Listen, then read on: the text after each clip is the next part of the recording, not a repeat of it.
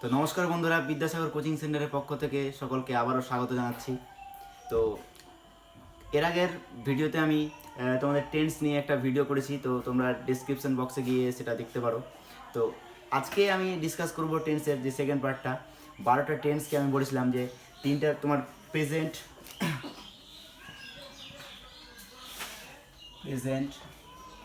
Past and future.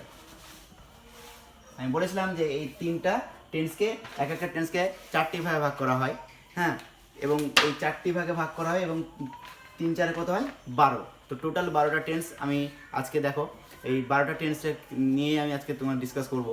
তো চলো, তো দেখো 12টা টেন্স আমি এর আগে ভিডিওতে বলেছিলাম প্রকারভেদটা।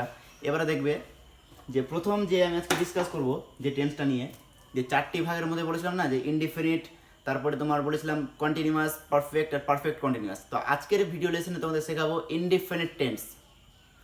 ইনডিফিনিট টেন্সটা তোমাদেরকে আমি ক্লিয়ার করে দেবো পুরোটাই, মানে present indefinite, past indefinite and future indefinite. Okay, আচ্ছা, তো দেখো এই 12টা টেন্স শুরু করার আগে একটা কথা বলবো তোমাদের, যে তোমাদেরকে সব থেকে একটা একটা বেশ গুরুত্বপূর্ণ একটা কথা হলো যে তোমাদের একটা জিনিস জানতে হবে। সেটা কি? দেখো, subject plus verb plus object, এটা তোমরা অবশ্যই শুনেছো। Okay, subject, verb and object. Subject কাকে বলে? কোনো প্রাণীকে, আমি, তুমি হতে পারো। ওকে, আর অবজেক্ট, অবজেক্ট হলো কোনো জিনিস বা কোনো একটা বস্তু। আর ভার্ব ওই কাজ করাকে বোঝাচ্ছে, ক্রিয়া। তো দেখো এখানের মধ্যে সবথেকে গুরুত্বপূর্ণ হলো ভার্ব। তো যেমন একটা example, I play football. Okay, I play football. তো এখানে সাবজেক্টকে, এখানে সাবজেক্ট হচ্ছে আই, ভার্ব প্লে অ্যান্ড ফুটবলটা হচ্ছে অবজেক্ট। তো দেখো আমি এখানে হচ্ছে আমি ফুটবল খেলি, আমি ফুটবল খেলি, আই প্লে ফুটবল, আমি ফুটবল খেলি। এবার যদি বলি আমি ফুটবল খেলতাম, তাহলে কি হতো? I played football. তাহলে ভার্বের কি পরিবর্তন ঘটলো? ভার্বের এখানে ফার্স্ট ফর্ম ছিল আর এটা হয়ে গেল এখানে সেকেন্ড ফর্ম বা পাস্ট ফর্ম, তাই তো? তোকে যাকে এবারে আমরা আসবো যেটা আমাদের আলোচ্য বিষয়, ইনডিফিনিট টেন্স। প্রথমে আমরা জানবো প্রেজেন্ট ইনডিফিনিট টেন্স। তো দেখো present indefinite tense, present indefinite tense কাকে বলা হয়? যে টেন্স দ্বারা কোনো বর্তমান কোনো কাজকে কাজ করা বোঝায়, মানে কোনো কাজ করা বোঝায়, বর্তমানে কোনো কাজ করা বোঝায়, অভ্যাসগত বা চিরন্তন সত্যকে বোঝায়, সেটা প্রেজেন্ট ইনডিফিনিট টেন্স। এবার প্রেজেন্ট ইনডিফিনিট টেন্সের যে ধরনটা খুবই সহজ, কিছুই নাই। ওকে, তো দেখো প্রেজেন্ট ইনডিফিনিট টেন্স এর ধরনটা খুবই সহজ। কি থাকবে? সাবজেক্ট থাকবে, ভার্ব, ভার্বের ফার্স্ট ফর্ম অবশ্যই, ভার্বের ফার্স্ট ফর্ম আর প্লাস অবজেক্ট। এটা প্রেজেন্ট ইনডিফিনিট টেন্সের রুলস। আর স্পেশালি মনে রাখতে হবে যে প্রেজেন্ট ইনডিফিনিট টেন্সের ক্ষেত্রে সাবজেক্ট যদি থার্ড পারসন সিঙ্গুলার নাম্বার হয়, যেমন হি, সি, ইট, এটসেট্রা এটসেট্রা, তো যদি subject third person singular number হয় তাহলে ভার্বের শেষে এস অথবা ইএস যুক্ত হবে। আবার একটা কথা বলবো, দেখো যে শুধু যে যেমন একটা এক্সাম্পল দিয়ে আগে দেখিয়ে দিই। তো সাবজেক্ট যদি থার্ড পারসন সিঙ্গুলার নাম্বার হয় তাহলে একটা এক্সাম্পল, সে ফুটবল খেলে বা সে ক্রিকেট খেলে, তাহলে কি লিখবো? সে, এখানে দেখো বাংলা লিখি, সে ক্রিকেট খেলে। আচ্ছা, তো দেখো সে থার্ড পারসন, তাহলে হি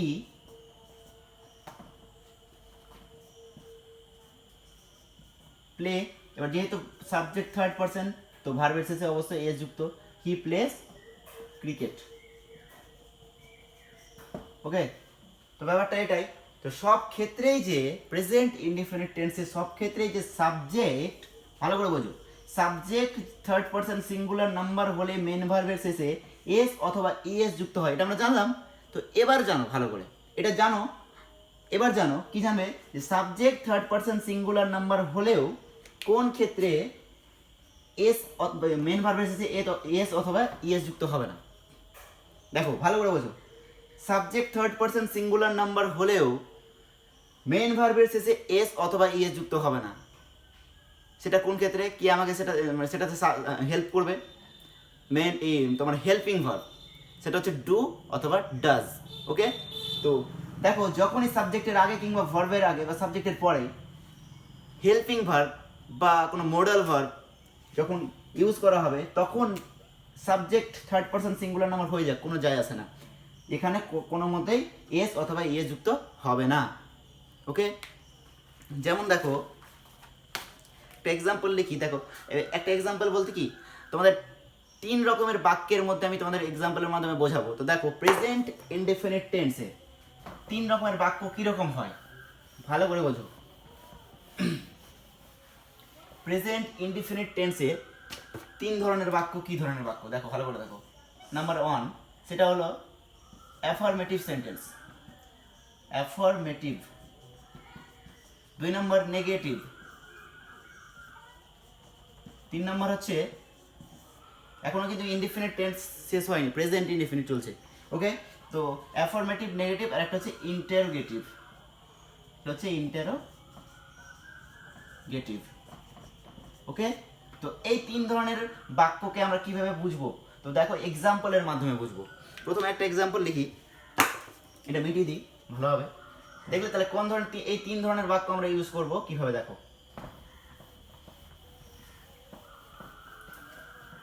প্রথমে অ্যাফার্মেটিভ একটা বাক্য লিখি,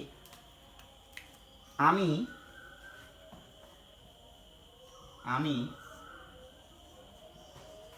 বই পড়ি, আমি বই পড়ি।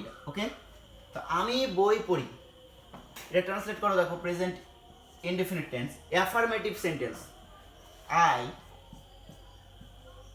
Read books. ওকে, তো দেখো আই রিড বুকস, আমি বই পড়ি, তাই তো।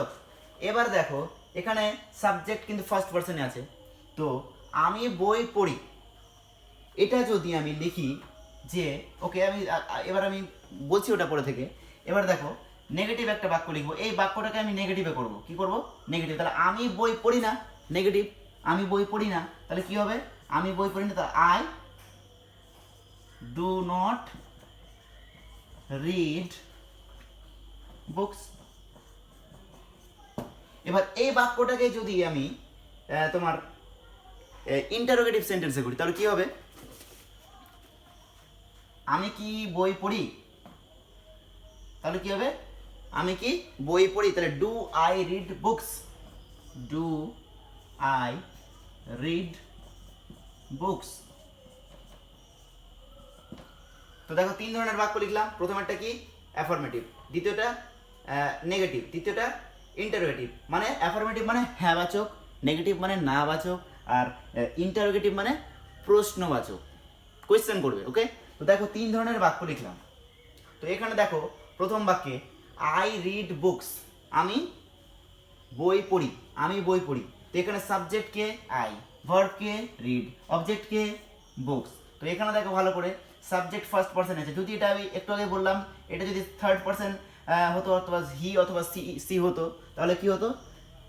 এই ভার্বের শেষে, মেইন ভার্বের শেষে এস বা অথবা ইএস যুক্ত হয়ে যেত। এখানে যদি বলি আমি বই পড়ি না বলে যদি বলি তিনি বই পড়েন বা সে বই পড়ে, তাহলে কি হতো? সে বই পড়ে, হি, তাহলে হি তার থার্ড পারসন হয়ে গেছে, তাহলে হি রিডস, এস যুক্ত হয়ে গেল, হি রিডস বুকস। ওকে, বুঝতে পারলে?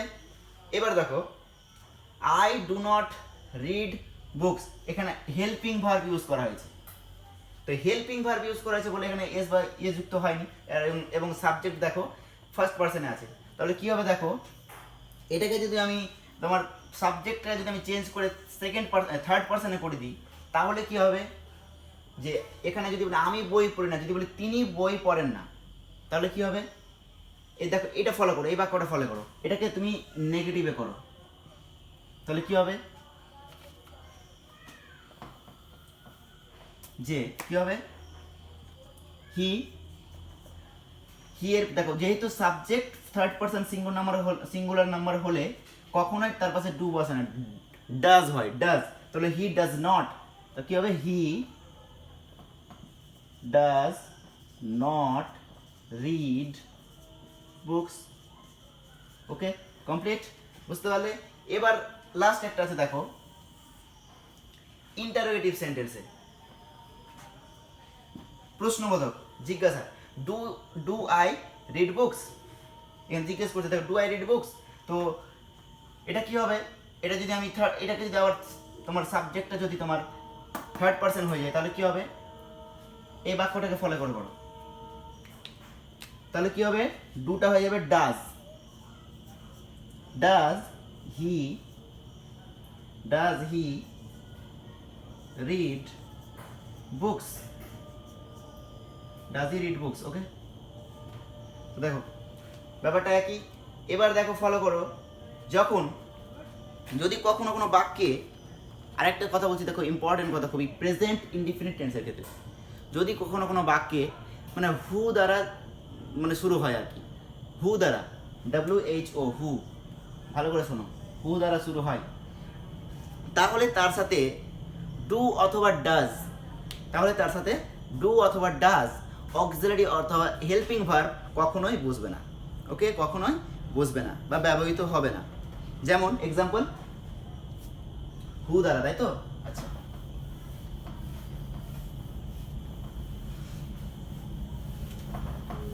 হু দ্বারা কোনো সেন্টেন্সে স্টার্ট হলে তাহলে তার পাশে কখনোই কি হবে না, কি কোন হেল্পিং ভার্ব ইউজ হবে না, ডু অথবা ডাজ। তো কেন হবে না দেখো, একটা এক্সাম্পল দেখো, হু গোজ টু স্কুল, এটা একটা এক্সাম্পল, হু দিয়ে স্টার্ট হয়েছে, তাহলে অবশ্যই এর সাথে হু এর সাথে কখনো প্রেজেন্ট ইনডিফিনিট টেন্সের ক্ষেত্রে ডু অথবা ডাজ অক্সিলারি ভার্ব বা হেল্পিং ভার্ব ইউজ হবে না। ওকে, আরেকটা কথা মনে রাখো, হ্যাঁ, যে যদি কখনো কোনো বাক্যে ডু অথবা ডাজ হেল্পিং ভার্বটি মানে হেল্পিং ভার্ব রূপে ব্যবহৃত হয়, কোনো বাক্যে বা সেন্টেন্সে ডু অথবা ডাজ এই হেল্পিং ভার্ব রূপে যদি ব্যবহৃত হয় তাহলে মেন ভার্বের থেকে এস অথবা এস লোপ পেয়ে যাবে, মানে উঠে যাবে, থাকলেও উঠে যাবে বা হবে না। ওকে, চলো এবারে আমরা আসবো পাস্ট ইনডিফিনিট টেন্সে। এখানে আমাদের প্রেজেন্ট ইনডিফিনিট টেন্স শেষ। আমি প্রেজেন্ট ইনডিফিনিট টেন্সটা আবার একটু রিপিট করছি। কী হবে, প্রেজেন্ট ইনডিফিনিট টেন্সের যে রুলসটা প্রথমে বুঝলাম, যে সাবজেক্ট থাকবে প্লাস ভার্বের ফার্স্ট ফর্ম প্লাস অবজেক্ট, আর সাবজেক্ট যদি থার্ড পারসন সিঙ্গুলার নাম্বার হয় তাহলে ভার্বের শেষে এস অথবা এস যুক্ত হবে, আর subject third person singular number হলেও থার্ড পারসন সিঙ্গুলার নাম্বার হলেও যদি সেখানে তার সাথে যদি কোনো ডু বা ডাজ অথবা কোনো মডাল ভার্ব ইউজ করা হয় তাহলে সাবজেক্টে মেন ভার্বের সাথে এস অথবা এস যুক্ত হবে না। যেহেতু কোনো ডু বা ডাজ কোনো হেল্পিং ভার্ব বা কোনো মডাল ভার্ব ইউজ করা হলে কখনোই যতই মানে তোমার subject third person singular number হয়ে যায় তবুও কিন্তু তোমার মেন ভার্বের সাথে এস অথবা ইএস যুক্ত হবে না। ওকে, এবারে আমরা আসবো পাস্ট ইনডেফিনিট টেন্সে। তাহলে পাস্ট ইনডেফিনিট টেন্স কাকে বলা হয়, যে অতীতকালে কোনো কাজ শেষ হয়েছিল, অতীতকালে কোনো কাজ কমপ্লিট হয়ে গেছে, সেটাকে পাস্ট ইনডেফিনিট টেন্স বলা হয়। ওকে, তো এখানেও আমরা সেই তিনটি বাক্য হিসাবে আমরা এক্সাম্পলের মাধ্যমে বুঝবো, তাহলে আমাদের মাথা থেকে পাস্ট ইনডেফিনিট টেন্স একদম ক্লিয়ার হয়ে যাবে। ওকে, তো দেখো তার আগে আমরা একটা ইম্পর্টেন্স কিছু রুলস জেনে নিব এই পাস্ট ইনডিফিনিট টেন্সের। তো দেখো আমি যে কিছু ইম্পর্টেন্স রুলসের কথা বললাম পাস্ট ইনডিফিনিট টেন্সের ক্ষেত্রে, তো দেখো প্রথমে তিন ধরনের বাক্যের মধ্যে যে নিয়মটা হয়, তো দেখো অ্যাফার্মেটিভ বাক্যে বা অ্যাফার্মেটিভ কোনো সেন্টেন্সে ভার্বের সবসময় সেকেন্ড ফর্ম হবে, মানে পাস্ট ফর্ম হবে, যদি ডু থাকে তাহলে ডিড হবে, এরকম ব্যাপার, ঠিক আছে? তো এবার দুই নম্বর দেখো, নেগেটিভ যুক্ত বাক্যে বা কোনো সেন্টেন্সে সাবজেক্টের সাথে ডিড নট হবেই হবে। তো নেগেটিভ যুক্ত বাক্যে সাবজেক্টের সাথে অবশ্যই ডিড নট হবেই, সে তোমার সাবজেক্ট ফার্স্ট পারসন হোক, সেকেন্ড পারসন হোক, থার্ড পারসন হোক, যে কোনো পারসন হোক, কোনো ব্যাপার না, যে কোনো ফর্ম হোক, সাবজেক্ট যেমনই হোক, বুঝতে পারলে? তো হয় তোমার যদি ডিড নট না থাকে বা ডিড না থাকে তাহলে ভার্বের সেকেন্ড ফর্ম হবে, আর ডিড নট যদি থাকে মানে যদি ডিড থাকে অ্যাকচুয়ালি, হ্যাঁ, পাস্ট ইনডিফিনিট টেন্সে যদি ডিড থাকে, এই হেল্পিং ভার্বটা থাকে, তাহলে ভার্বের যে মেন ভার্বের সবসময় ফার্স্ট ফর্ম হবে। পাস্ট ইনডিফিনিট টেন্সে যদি ডিড থাকে মানে তোমার হেল্পিং ভার্ব থাকে তাহলে অবশ্যই মেন ভার্বকে ফার্স্ট ফর্ম হতে হবে, সেকেন্ড ফর্ম করা চলবে না। যদি ডিড না থাকে তাহলে অবশ্যই মেন ভার্বকে সেকেন্ড ফর্মে করতে হবে, মানে পাস্ট ফর্মে করতে হবে। ওকে, চলো তো কি বললাম, এবার দেখো নেগেটিভ যুক্ত বাক্যে বা কোনো সেন্টেন্সে সাবজেক্টের সাথে ডিড নট হবে। আর ইন্টারোগেটিভ বাক্যে বা প্রশ্নবোধক বাক্যে সাবজেক্টের আগে, ইন্টারোগেটিভ যুক্ত বাক্যে বা তোমার প্রশ্নবোধক যুক্ত বাক্যে ডিডের অবশ্যই তোমার সাবজেক্টের আগে কি হবে, ডিড হবে। মানে সাবজেক্টের আগে কি বসবে, ডিড বসবে। পাস্ট ইনডিফিনিট টেন্সের ক্ষেত্রে সাবজেক্টের আগে, ইন্টারোগেটিভ সেন্টেন্সের ক্ষেত্রে সাবজেক্টের আগে ডিড বসবে। ওকে, এবার দেখো 4 নম্বর, হু বলেছে হু, হু দ্বারা শুরু হওয়া বাক্যে ডিড ব্যবহার করা যাবে না। কি বললাম, পাস্ট ইনডিফিনিট টেন্সে হু দ্বারা শুরু হওয়া কোনো বাক্যে ডিড ব্যবহার করা যাবে না। আর ডিড না ব্যবহার হলে, মানে আর ডিড যদি না হয়, ডিড যদি না ব্যবহার করো তুমি, তাহলে অবশ্যই মেইন ভার্বের সেকেন্ড ফর্ম করতে হবে। এই যে একই কথা প্রথম উপরে যেটা বললাম, যদি তুমি ডিড ব্যবহার না করো, ডিড ব্যবহার যদি না হয়, তাহলে অবশ্যই দুটো না, মানে এটা না হলে এটা হবে। মানে যদি ভার্বের ফার্স্ট ফর্মটা যদি সেকেন্ড ফর্মে না হয়, তাহলে অবশ্যই ডিড থাকবে, ডিড না থাকলে ওটা ফার্স্ট ফর্মটা অবশ্যই সেকেন্ড ফর্মে হবে। আশা করি বুঝে গেছো। ওকে, দেখো এবার অ্যাফার্মেটিভ যুক্ত কোনো একটা এক্সাম্পল লিখছি। এক্সাম্পলের মাধ্যমে তোমরা বুঝতে পারবে সব। তো একটা অ্যাফার্মেটিভ সেন্টেন্স লিখছি যে আমি ইংরেজি বলতাম, মানে হ্যাঁ বাচক কোনো বাক্য লিখছি, আমি ইংরেজি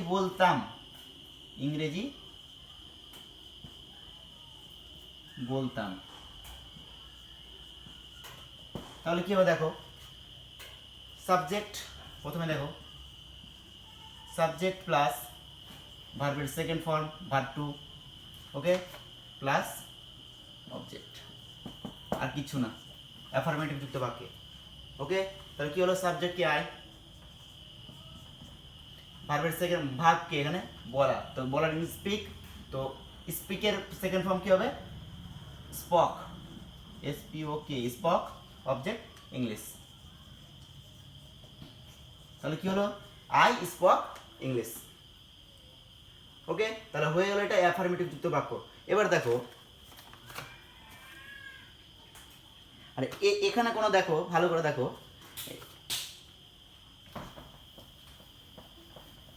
এবার আমরা আসবো তোমার নেগেটিভ যুক্ত বাক্যে।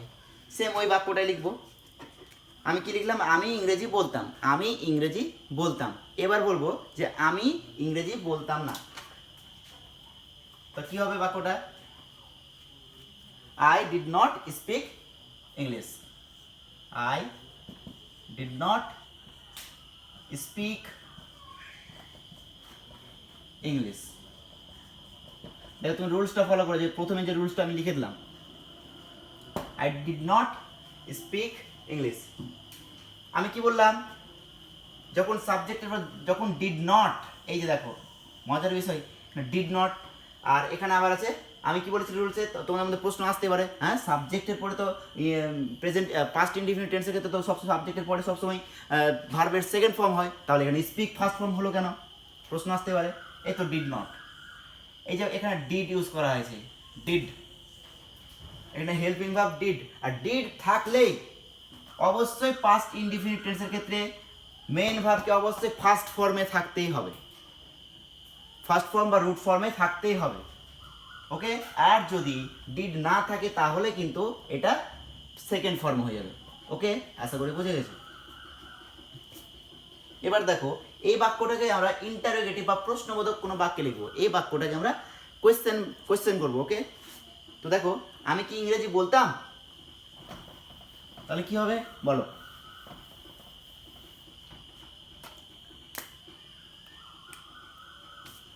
আমি কি ইংরেজি বলতাম, তাহলে কি হবে, ডিড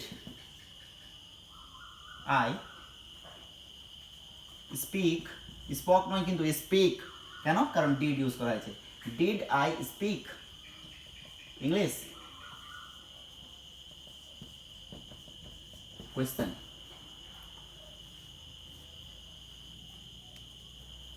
তো আমি কি ইংরেজি বলতাম, তো বুঝতে পারছো তাহলে কিছুই নেই, সাবজেক্টের আগে বসেছে। এই রুলসটা দেখো ভালো করে বুঝতে পারবে। হুম, যে ইন্টারোগেটিভ বাক্যে সাবজেক্টের আগে I subject, okay, I subject, সাবজেক্টের আগে কি হয়, ডিড হয়, ডিড হয়েছে, ওকে। এবার দেখো, আর পাস্ট ইনডিফিনিট টেন্সের লাস্ট রুলটা আমি কি বললাম, যে হু দ্বারা শুরু হওয়া কোনো বাক্যে ডিড ব্যবহার করা যাবে না। হু দ্বারা শুরু হওয়া কোনো বাক্যে ডিড ব্যবহার করা যাবে না। আর যদি ডিড ব্যবহার করা হয় তাহলে কিন্তু ভার্বের, মেন ভার্বের ফার্স্ট ফর্ম হতে হবে। এক্সাম্পলের মাধ্যমে বুঝলে তোমরা ভালো করে দেখো, ওকে। এবারে আমরা আসবো, দেখো এটা হয়ে গেল পাস্ট ইনডিফিনিট টেন্স, এখানে শেষ। এবারে আমরা আসবো ফিউচার ইনডিফিনিট। দেখো এবারে আমরা আসবো ফিউচার ইনডিফিনিট টেন্স। ফিউচার, ভবিষ্যৎ, তাই তো? তাহলে ভবিষ্যতে হবে এমন কোনো কাজকে বোঝাবে, তাই তো? ফিউচার ইনডিফিনিট টেন্স ভবিষ্যতে হবে এমন কোনো কাজকে বোঝাবে। তো রুলসটা খুবই সহজ, কিছুই না, সাবজেক্ট থাকবে প্লাস উইল, এ ভাবটা থাকবে প্লাস উইল বা শ্যাল। এখন দেখো আগে তোমাদের উইল বা শ্যাল নিয়ে একটা ঝামেলা ছিল, তো মানে একটু মানে ব্যাপারটা ছিল, তো তোমরা যে কোনো বাক্যে উইল ব্যবহার করলে কোনো সমস্যা নেই, ওকে। তো দেখো সাবজেক্ট প্লাস উইল প্লাস ভার্বের ফার্স্ট ফর্ম প্লাস তুমি অবজেক্ট, এটা হচ্ছে ফিউচার ইনডিফিনিট টেন্সের রুলস, ওকে। তো দেখো একটা এক্সাম্পলের মাধ্যমে বোঝাই, তুমি ইংরেজি বলবে, তুমি ইংরেজি বলবে, বলবে এখনো বলনি, তুমি ইংরেজি বলবে এখনো বলনি, তুমি ইংরেজি বলবে, তুমি ইংরেজি বলবে। আচ্ছা, তাহলে কি হবে,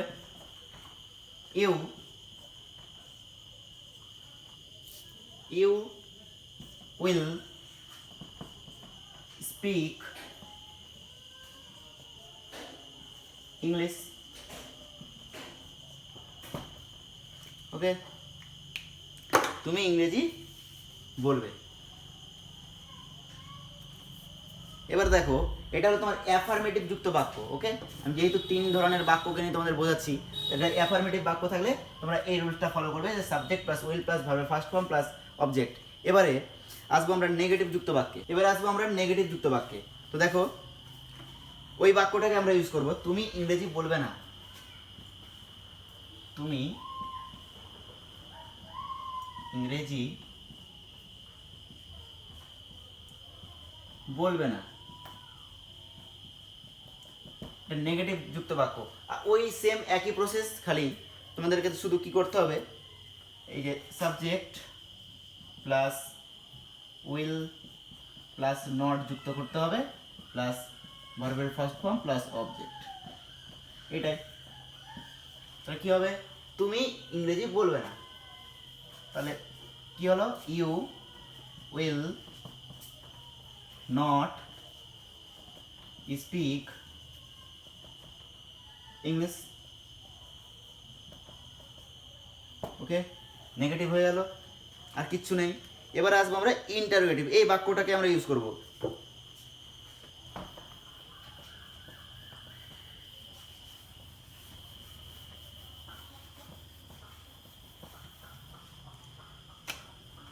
তাহলে তুমি কি ইংরেজি বলবে, মানে তোমাকে কোশ্চেন, তুমি কি ইংরেজি বলবে,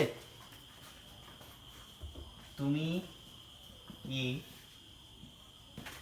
ইংরেজি বলবে, এটা হচ্ছে তোমার প্রশ্নবোধক বাক্য, ওকে। তাহলে এর রুলসটা কি ফলো করবে তোমরা, ইন্টারোগেটিভ সেন্টেন্সের ক্ষেত্রে প্রথমে উইল প্লাস সাবজেক্ট প্লাস ভার্বের first form plus object plus জিজ্ঞাসা। তাহলে কি হলো, দেখো তুমি কি ইংরেজি বলবে, তাহলে কি হলো, উইল ইউ ভার্বের ফার্স্ট ফর্ম স্পিক ইংলিশ, শেষে জিজ্ঞাসা, তাহলে will you speak English, okay. তাহলে এটাই হলো তোমাদের ইনডেফিনিট টেন্স। তাহলে তোমরা 3টাই ইনডেফিনিট টেন্স শিখলে, present indefinite tense, past indefinite tense and future indefinite tense. এবারে তোমাদের নেক্সট ভিডিও হবে এরপরের থেকে present continuous tense, past continuous tense, future continuous tense. Video এই পর্যন্ত, ধন্যবাদ।